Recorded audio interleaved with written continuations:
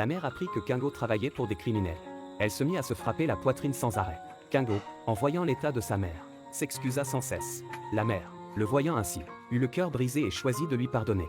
Le lendemain, après avoir aidé son fils à se préparer, elle alla nourrir les cochons à la ferme. À ce moment-là, Kingo se rappela qu'il avait perdu par mégarde la balle rebondissante des jumeaux la veille. Alors Kingo sortit pour la chercher. C'était la première fois qu'il sortait seul.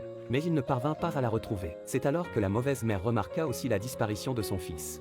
Elle se précipita dehors pour le chercher et continua jusque tard dans la soirée. À ce moment-là, Kingo trouva enfin la balle rebondissante dans la forêt. Il courut aussitôt jusqu'à la maison des jumeaux et frappa frénétiquement à la porte. Kingo ne s'attendait pas à ce que ce soit Miju qui ouvre. Son sourire se figea instantanément.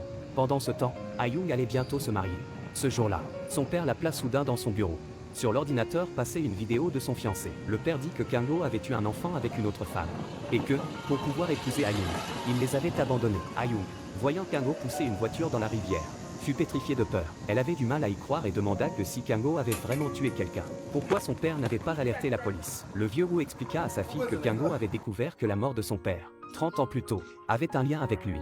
Et que si Kingo s'était rapproché d'Ayung, c'était pour se venger. S'il prévenait la police, cela affecterait forcément sa campagne électorale. Finalement, Ayung crut aux paroles de son père et versa des somnifères dans l'eau de Kingo. Mais contre toute attente, par un étrange concours de circonstances, Kingo devint simple d'esprit. Peu importe l'issue, elle avait déjà perdu l'homme qu'elle aimait, alors que son père était occupé par les affaires de la campagne.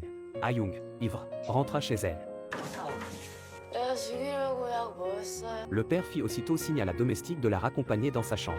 Et elle ne put que libérer ainsi son ressentiment intérieur.